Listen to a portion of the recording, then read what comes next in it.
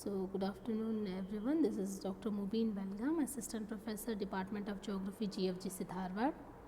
So, today's topic of my lecture is content of geographical thought, ಭೌಗೋಳಿಕ ಚಿಂತನೆಯ ವಿಷಯ. ಇದು ಫಿಫ್ತ್ ಸೆಮಿಸ್ಟರ್ಗೆ ಫಸ್ಟ್ ಪೇಪರ್ ಇದು. That is evolution of geographical thought, ಭೌಗೋಳಿಕ ಚಿಂತನೆಯ ವಿಕಸನ. ಇದರಲ್ಲಿ third session content of geographical thought ಆಗಿದೆ. So, content of geographical thought. As regards to the content of geographical thought is concerned, whatever we study in the entire subject will becomes the content of geography.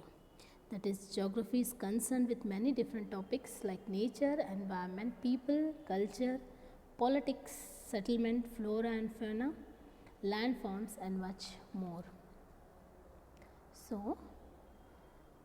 as the geography is the study of earth, or description about the earth's surface or earth, so the entire geography, the study of the entire geography subject becomes the content of the geography, because whatever we study in geography, that all becomes the content of geography. It means that geography is concerned with many different topics like nature, environment, people, culture, politics, settlement, flora and fauna, animals, plants and animals, landforms and much more.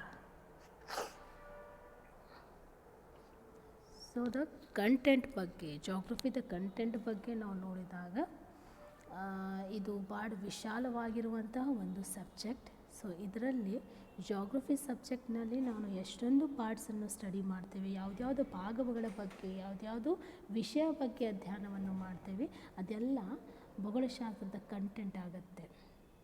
ಭೂಗೋಳಶಾಸ್ತ್ರದ content ಆಗುತ್ತೆ.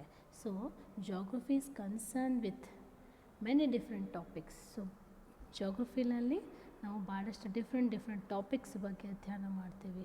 ಯಾವುದು ಅಂತಂದರೆ ಪ್ರಾಕೃತಿಕ, ಪರಿಸರ, ಜನರಿನ ಬಗ್ಗೆ, ಜನಸಂಖ್ಯೆ ಬಗ್ಗೆ, ಅಲ್ಲಿರುವಂಥ ಸಂಸ್ಕೃತಿ ಬಗ್ಗೆ, ರಾಜಕೀಯ ಬಗ್ಗೆ, ಆಮೇಲೆ ಜನರು ವಾಸಿಸುವಂಥ ಒಂದು ಸೆಟಲ್ಮೆಂಟ್ಸ್ ಬಗ್ಗೆ, ವಸತಿಗಳ ಬಗ್ಗೆ, ಆಮೇಲೆ ಪ್ಲಾಂಟ್ಸ್ ಮತ್ತು ಸಸ್ಯಗಳು ಮತ್ತು ಪ್ರಾಣಿಗಳ ಬಗ್ಗೆ, ಅದು ಬಿಟ್ಟರೆ ಭೂಸ್ವರೂಪಗಳ ಬಗ್ಗೆಯೂ ಕೂಡ ಇದರಲ್ಲಿ ಅಧ್ಯಯನವಂತೂ ಮಾಡ್ತೀವಿ. ಸೊ ಇದೆಲ್ಲ ಅಧ್ಯಯನ ಏನು ಮಾಡುತ್ತೆ, ಜಾಗ್ರಫಿ ಸಬ್ಜೆಕ್ಟ್ಗೆ ಸಪೋರ್ಟ್ ಮಾಡುತ್ತೆ. ಜಾಗ್ರಫಿ ಸಬ್ಜೆಕ್ಟ್ನಲ್ಲಿ ಬರುವಂಥ ಎಲ್ಲ ಪಾಯಿಂಟ್ ಜಾಗ್ರಫಿ ಸಬ್ಜೆಕ್ಟ್ಗೆ ಕಂಪ್ಲೀಟ್ ಮಾಡುತ್ತೆ.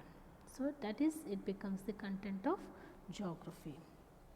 So therefore geography is known as the study of places and the relationship between people and their environment.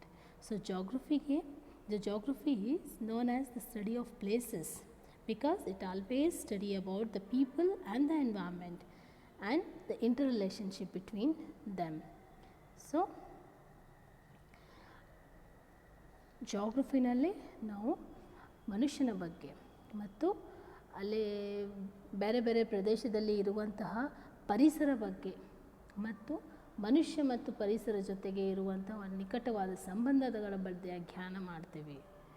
So geographers explore both the physical properties of the earth surface and the human society spread over it. So geographers always explores many things on the earth surface, the physical properties of the earth, and also about the different types of human societies which can be distributed in different parts of the world. So ಭೂಗೋಳಶಾಸ್ತ್ರವು ಏನು ಮಾಡುತ್ತೆ, ಭೂಮಿಯ ಮೇಲ್ಮೈ ಭೌತಿಕ ಗುಣಲಕ್ಷಣಗಳ ಬಗ್ಗೆ ಮತ್ತು ಅಲ್ಲಿ ಹರಡಿರುವ ಮಾನವನ ವಸತಿಗಳ ಬಗ್ಗೆ, ಸಮಾಜಗಳ ಬಗ್ಗೆ ಅನ್ವೇಷಿಸುತ್ತದೆ. ಇದು ಎಕ್ಸ್ಪ್ಲೇನ್ ಮಾಡುತ್ತೆ, ಎಕ್ಸ್ಪ್ಲೋರ್ ಮಾಡುತ್ತೆ. So they also examine how the human culture interacts with the natural environment. So human ಕಲ್ಚರಿಂದ, ಹ್ಯೂಮನ್ ಸಂಸ್ಕೃತಿಯಿಂದ ಆ ನ್ಯಾಚುರಲ್ ಪರಿಸರಕ್ಕೆ ಹೆಂಗೆ ಇಂಟ್ರ್ಯಾಕ್ಷನ್ ಆಗುತ್ತೆ, ಅದೇ ಒಂದು ಹೆಂಗೆ ಸಂಬಂಧನೂ ಕ್ರಿಯೇಟ್ ಆಗುತ್ತೆ, ಅದೆಲ್ಲ ಇದರಲ್ಲಿ ನೋಡ್ಬೋದು. The way that location and places can have to be impact on the people. So ಇದೆಲ್ಲ ಮಾಡಿದ್ದಕ್ಕೆ ಪರಿಸರದಿಂದ ಮಾನವ ಮೇಲೆ ಆಗಿರುವಂತಹ ಒಂದು ಪರಿಣಾಮನೂ ಕೂಡ ಇದರಲ್ಲಿ ನಾವು ಸ್ಟಡಿ ಮಾಡ್ತೇವೆ. So geography seeks to understand where the things are found, why they are found there only, and how they developed and change over the time.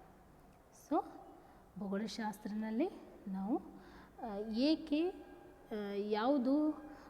ಯಾವುದೋ ಒಂದು ವಸ್ತು, ಅದು ಯಾವುದೋ ಒಂದು ಫೀಚರ್ ಅದು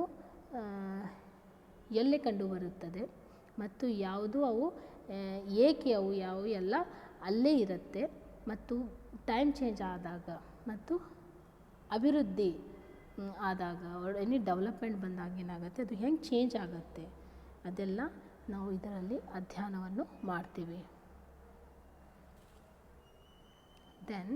Thus the content also differs and controlled by prevailing technology and time factor. So the content ಯಾವುದ್ಯಾವುದು ವಿಷಯವನ್ನು ನಾವು ಜಾಗ್ರಫಿಯಲ್ಲಿ ಓದ್ತೀವಲ್ಲ ಅದೆಲ್ಲ ಏನಿದೆ 2 ಫ್ಯಾಕ್ಟರ್ಸಿಂದ ಕಂಟ್ರೋಲ್ ಆಗುತ್ತೆ, ನಿಯಂತ್ರಣ ಆಗುತ್ತೆ. ಯಾವುದು 2 factors? One is technology change ಆಯ್ತಂದರೆ ಅಲ್ಲಿ ಇರುವಂತಹ ಸಣ್ಣ ಪುಟ್ಟ ವಿಷಯನೂ ಕೂಡ ಇದರಲ್ಲಿ ಚೇಂಜ್ ಆಗುತ್ತೆ. ಮತ್ತು ಟೈಮಿಂದ ಟೆಕ್ನಾಲಜಿ ಚೇಂಜ್ ಆಗುತ್ತೆ. So all the things are interlinked. So with changes in the time and technological advancement in the field makes the scope more dynamic and leads to the change in the subject matter of any discipline and ultimately leads to the change in the content of the subject. So ಒಂದು ವೇಳೆ subject matter change ಆಗಬೇಕಂತಂದರೆ ಅದರಲ್ಲಿ ಆ ಸಬ್ಜೆಕ್ಟ್ನಲ್ಲಿ ಆಗಿರುವಂತಹ development or invasion of technology in that, technological advancement, ತಂತ್ರಜ್ಞಾನ ಬೆಳವಣಿಗೆ, ತಾಂತ್ರಿಕ ಜ್ಞಾನದ ಬೆಳವಣಿಗೆ ಆ ಕ್ಷೇತ್ರದಲ್ಲಿ, ಆ ಸಬ್ಜೆಕ್ಟ್ ಕ್ಷೇತ್ರದಲ್ಲಿ, ಮತ್ತು ಅಲ್ಲೇ ಇರುವಂತಹ ಒಂದು ಟೈಮ್, ಯಾವುದೋ ಟೈಮ್ಗೆ ಆ ಟೆಕ್ನಾಲಜಿ ಚೇಂಜ್ ಆಗ್ತಾ ಇರುತ್ತೆ, ಟೈಮ್ ಟು ಟೈಮ್ ಅದು ಚೇಂಜ್ ಆಗುತ್ತೆ. So when time passes the technology ultimately changes, and technology change ಆಯ್ತಂದರೆ ಅದು ಸಬ್ಜೆಕ್ಟ್ ದ ಸ್ಕೋಪ್, ವ್ಯಾಪ್ತಿನೂ ಕೂಡ ಚೇಂಜ್ ಆಗುತ್ತೆ. ವ್ಯಾಪ್ತಿ ಚೇಂಜ್ ಆಯ್ತಂದರೆ ಅಲ್ಲಿ ಇರುವಂಥ ವಿಷಯ, ಆ ಕಂಟೆಂಟ್ಗಳು ಕೂಡ ಇದರಲ್ಲಿ ಚೇಂಜ್ ಆಗುತ್ತಾ ಹೋಗುತ್ತೆ. So this is the end of my lecture. Thank you very much.